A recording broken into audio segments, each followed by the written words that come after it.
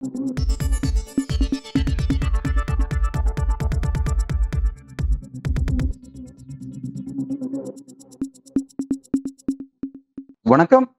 இது news focus Tamil.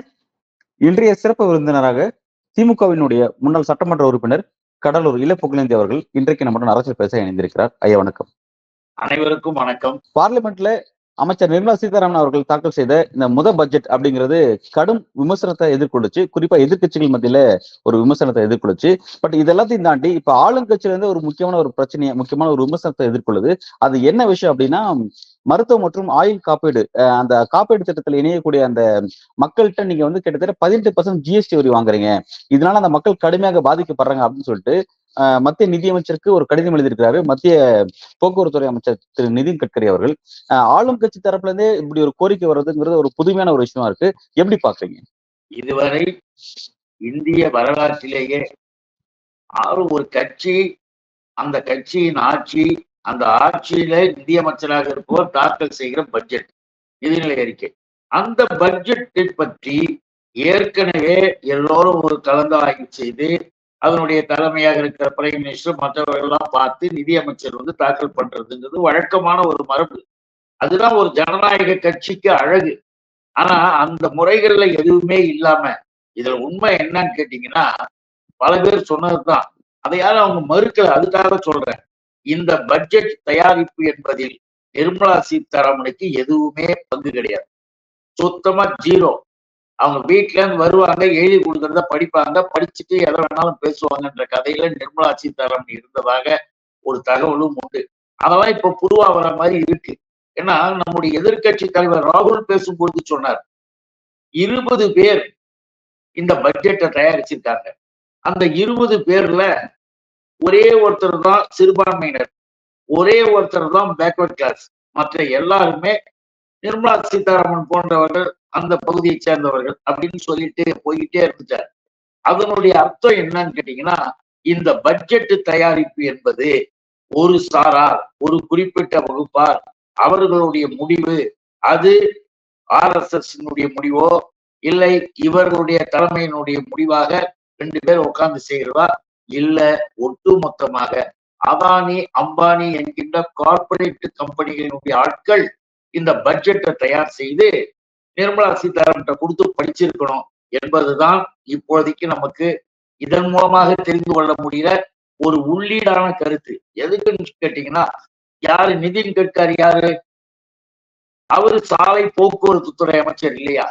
அவரு பக்கத்துல இருக்கிறவர் ஒரு அரசாங்கம், ஒரு இதே இந்த பட்ஜெட்டை பற்றி நாட்டுல எல்லாரும் விமர்சனம் பண்ணி பேசிக்கிட்டு இருக்கிற நேரத்துல அவரும் வேடிக்கை பார்த்துக்கிட்டு இருந்தவர். அவர் என்ன உண்மையாலும் அவங்கெல்லாம் என்ன பண்ணுவாங்க, ஒரு ஒழுங்கான முறையாக இருந்தா அதெல்லாம் கிடையாதுங்க, அவங்க நிதியமைச்சர் சொன்னதுல இந்த ரைட் இருக்கு அந்த ரைட் இருக்குன்னு சொல்றது வழக்கமான பாணி. ஆனால் இங்க ஒரு தொழிலாளர்களுடைய கூட்டத்துக்கு போறாரு இல்லையா, நாக்பூர்ல ஒரு தொழிலாளர்களுடைய கூட்டம், LIC தொழிலாளர்கள் தான், காப்பீட்டு சம்பந்தப்பட்ட தொழிலாளர்களுடைய அமைப்புக்கு போகும் பொழுது இந்த கருத்துக்களை அங்க எடுத்து வைக்கிறார்.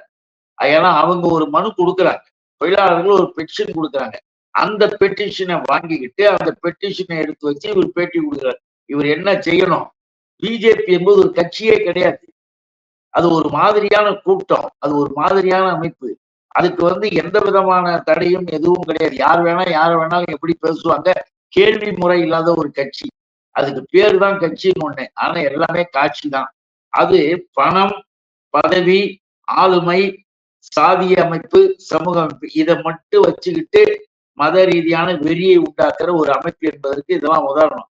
ஏன்னா இப்படிப்பட்ட பொறுப்புல இருக்கிற கேபினட் அந்தஸ்துல இருக்கிறவர் சொல்றாரு, மினிஸ்டர் எல்லாம் மனு கொடுக்குறாங்க, என்ன கொடுத்துருக்குறாங்க, ஆயுள் காப்பீடு, மருத்துவ காப்பீடு இல்லையா, இதுக்கு நீங்க 13% நீங்க இல்ல 18%, 18% வரியை போட்டிருக்குது நிர்மலா சீதாராமன், அந்த அம்மா நிதியமைச்சர். அவங்களுக்கு அதை பற்றியெல்லாம் ஒன்றும் கேள்வியும் கிடையாது, முறையும் கிடையாது, சிரிச்சிக்க வேண்டியது, தலையில அடிச்சுக்க வேண்டியது. அது ஒரு பட்ஜெட்டு கூட்டமாக, ஒரு பார்லிமெண்டாகவே அந்த அம்மா நினைக்கல. ஜாலியா உட்காந்து வீட்டுல என்ன விளையாட்டா பேசிட்டு இருக்கிற மாதிரி ராகுல் பேசுவதனுடைய அர்த்தம் என்ன? அவர் தெளிவா இந்த 20 பேர் தயாரிச்சாங்க, அவங்க எல்லாம் யாரு அப்படின்றதையும் தெளிவா சொல்லிட்டு, இந்த படத்தையும் பாருங்க, அப்படின்றது ஒரு ஆதாரமாக அல்வாக் என்ற படத்தை காட்டினார். இதுவரைக்கும் இந்தியாவுல எவ்வளவு பட்ஜெட் வந்திருக்கு. இவங்க எல்லாத்துக்கும் அல்வா கிட்டுவாங்க, அல்வா கிட்டுவாங்கன்னு எந்த அல்வா கிட்டுறதையும் பெருசா போட்டுக்கிட்டு படம் போட்டுக்கிட்டு அது முக்கியத்துவம் கொடுத்ததே கிடையாது. ஆனா இந்த நிர்மலா சீதாராமன் அது பெருசா படம் போட்டு காட்டுறாங்க. அப்படி காட்டுறதையும் ராகுல் எடுத்து காட்டும் பொழுது இது மூஞ்ச மூடிக்கின்னு சிரிக்குது. என்ன ராகுல் என்ன சொன்னாரு? அல்வா கிண்டுகிற படத்தில் கூட வேறு யாருமே இல்ல, பட்டியலின மக்களோ ஓபிசியோ யாருமே இல்ல அப்படின்றத அங்க சொல்றாரு. சொல்லும் பொழுது இந்த அம்மா மூஞ்ச முடின்னு தலையை அடிச்சுக்கிட்டு சிரிக்குது. அப்ப என்னதான் தெரியும்ல, நான் யாருன்னு தெரியும்ல, நான் வந்து பூண்டையும் வெங்காயத்தையும் தான் சாப்பிடுவேன். அதுதான் இப்ப எதிர்கட்சிகள் வைக்கக்கூடிய விமர்சனத்தை பாஜக எப்படி ஹேண்டில் பண்ணுதுங்கிறத நம்ம பார்த்தோம். இப்ப வந்து முறையா வந்து ஆளுங்கட்சி சேர்ந்த அதுவும் முக்கியமான சீனியர் அமைச்சர் நிதின் கட்கரி அப்படிங்கிற ஒரு சீனியர் அமைச்சர் அவரே வந்து இப்படி ஒரு ஒரு வேண்டுகோளை ரைஸ் பண்றாரு அப்படின்னும் போது என்ன பிரச்சனை எதிர்கொள்றாங்க, இது எப்படி ஃபேஸ் பண்றாங்க பாஜக? இல்ல அதைத்தான் நான் சொல்ல வந்தேன். இதெல்லாம் எதுக்கு சொல்ல வரோம்னா, அந்த ஆர்குமெண்ட் எல்லாத்தையும் கேட்டவர் பார்த்தவர் நிதின் கட்கரி. சும்மா இருந்தவர் எல்லாத்தையும் பார்த்தவர் தான். அவரு வெளிப்படையாக வந்து வெளியில சொல்றாரு. மருத்துவ காப்பீட்டுக்கும் அந்த ஆயுள் காப்பீட்டுக்குன்னா அவன் வாழ்வாதாரத்துக்காக ஒவ்வொருத்தரும் வாழ்க்கையினுடைய உச்சத்துக்கு போய் தான் இறந்துட்டா கூட தன் குடும்பத்துக்கு உதவி செய்யணும், தன் குடும்பத்துக்கு ஏதாவது செய்யணும்ன்ற நோக்கத்தோடு பண்ணுகிற காப்பீடு. அதுக்கு போய் 18% போடலாமா? வரி போடலாமா? நியாயமா? அதை முதல்ல ரத்து பண்ணுங்க, அதை முதல்ல எடுத்துருங்க அப்படின்னு மிக தெளிவாக. குறைங்கன்னு சொல்லல அவரு, ரத்து பண்ணு, திரும்ப பெற்றுக்கொள் அப்படின்னு அவர் சொல்றாரு. அவர்கிட்டயே நாம இன்னொரு கேள்வி, உன் கட்சி பாஜக, உன் கட்சியினுடைய ஒரு ஆள் தான் நிர்மலா சீதாராமன். இந்த நிர்மலா சீதாராமனுடைய பட்ஜெட்டை பத்தி நீங்க கொடுத்துட்டீங்க, நீங்க என்ன பண்ணணும்? நேரா மற்ற கட்சியா இருந்தா குதிப்பாங்கல்ல, எல்லாரும் கேள்வி கேட்பான் பாஜகவுல. இங்க இருக்கிற ஆட்டுக்குட்டி எல்லாம் கத்திக்கிட்டே கிடக்கும் 420 மலர்லாம். ஆனா இதுக்கு நம்ம கேள்வி கேட்கிறோம், நியாயமா கேட்கிறோம். சொல்லிட்டீங்கல்ல, யார்கிட்ட போகணும்? பிரைம் மினிஸ்டர்கிட்ட போ. நிதியமைச்சர் இப்படி சொல்லி இருக்கிறாங்க, இது வந்து ஆயுள் காப்பீடு என்பதற்கும் மருத்துவ காப்பீட்டுக்கும் எப்படி செய்யலாம், ஆகவே இதை வந்து நீங்க ரத்து பண்றதுக்கு சொல்லி உத்தரவு போடுங்க. பிரைம் மினிஸ்டர்கிட்ட போய் ஏன் மோடிட்டு போக கூடாதா? ஏன் அமித்ஷா கிட்ட போக கூடாதா? இவர்கள் அங்க நான் ஏற்கனவே சொன்ன மாதிரி ஒரு அமைப்பு ரீதியாக கட்சி ரீதியாக ஒண்ணுமே கிடையாது. அவங்க அந்த பதவியில உட்காந்து அனுபவிச்சுட்டு போய்கிட்டே இருக்க வேண்டியதான் அப்படின்னு இருக்கிறத இது எடுத்துக்காட்டு. இதற்கு நிர்மலா சீதாராமன் ஏதாவது சொல்லியிருக்காங்களா?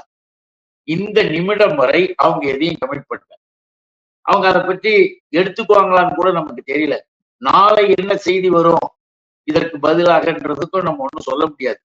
இப்படிப்பட்ட நிலையில் இந்த தகவலை நாம பார்க்கின்ற பொழுது நான் சொன்ன இத்தனை உள்ளீடாக உள்ளே இருக்கக்கூடியதெல்லாம் நம்ம புரிஞ்சு கொள்ளக்கூடிய அளவுக்கு இது நடந்திருக்கு. இதற்கு அவங்க என்ன பதில் சொல்ல போறாங்களோ, அவங்க பதில் சொல்லனா இவர் என்ன நடவடிக்கை எடுக்க போறாருன்றதெல்லாம் கேள்விக்குறி. இப்ப இந்த பார்லிமெண்ட்டை பொறுத்த வரைக்கும் பட்ஜெட்டுங்கிறது ரொம்ப ஒரு முக்கியமான ஒரு விவகாரமா மாறிடுச்சு. கடும் சர்ச்சை எதிர்கொள்ளுது அப்படிங்கிறது கவனிக்கிறோம். இப்ப இந்த விவாதத்துல பெரியவுள்ள பங்கெடுக்க கூடாது அப்படின்ற அளவுல திரு மோடி அவர்கள் வெளியேறிட்டாரு. உள்ளுக்குள்ள வந்து நிதியமைச்சர் பேஸ் பண்றாங்க, மற்ற நபர்கள்லாம் பேஸ் பண்றாங்க.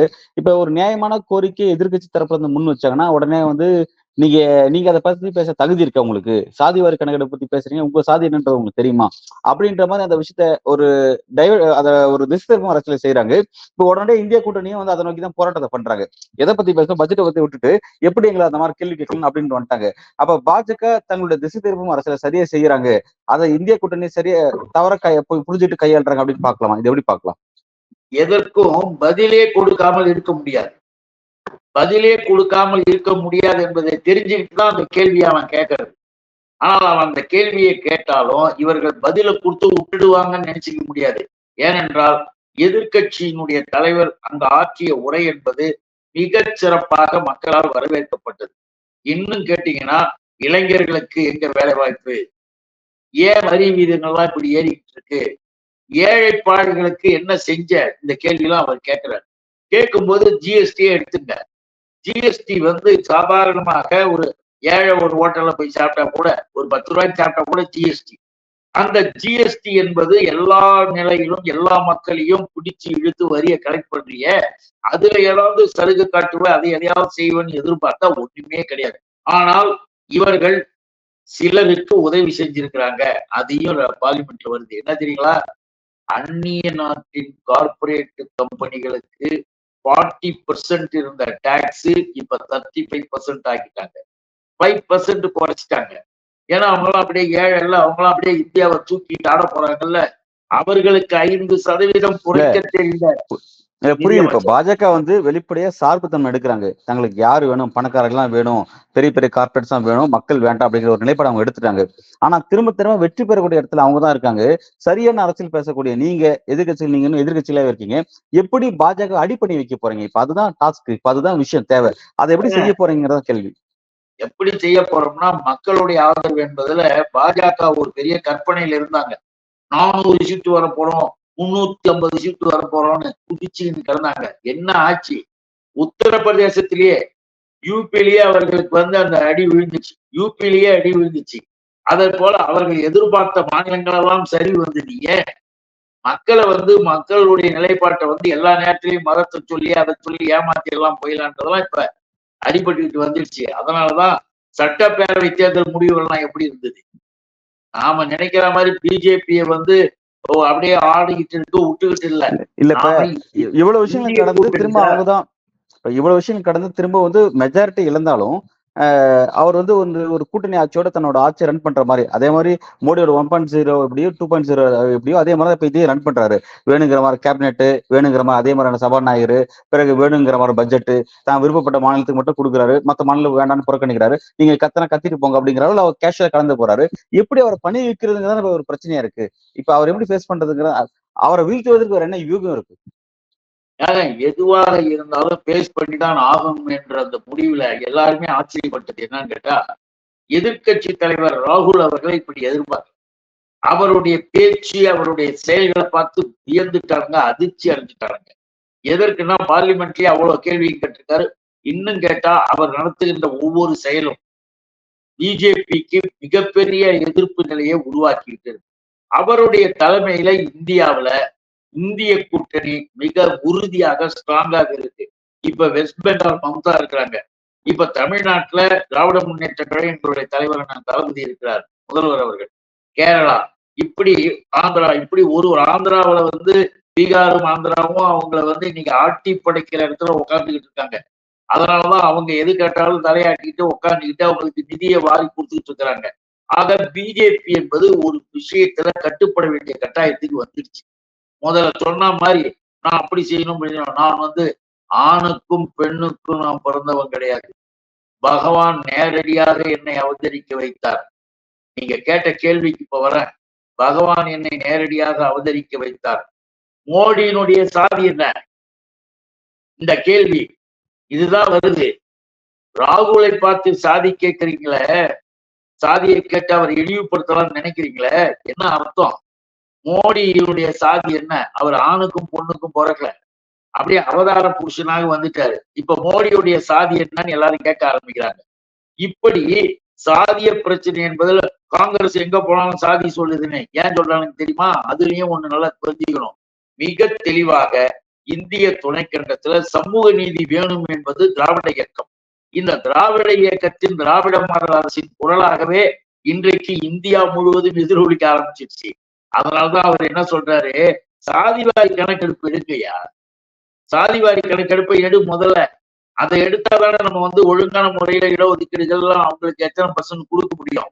சாதிவாரி கணக்கெடுப்பை எடுன்னு நம்முடைய முதல்வர் கொடுத்த அந்த குரலுக்கு அழுத்தமான குரலாக ராகுல் எல்லாம் பேச ஆரம்பிச்சிட்டாங்க. எல்லா இடத்துலயும் வந்துருச்சு.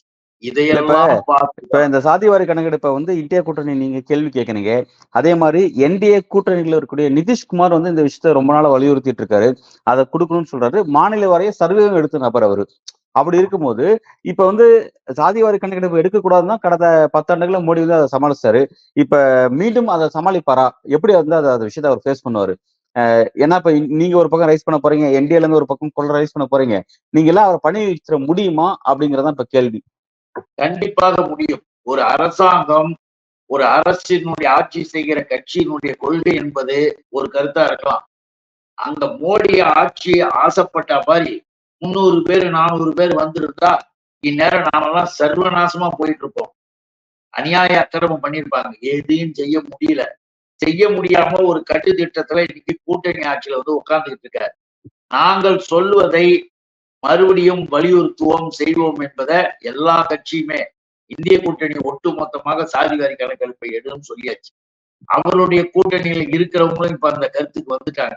நிச்சயமாக சென்சஸ் அவங்க மக்கள் தொகை கணக்கெடுப்பே எடுக்கிறது கிடையாது.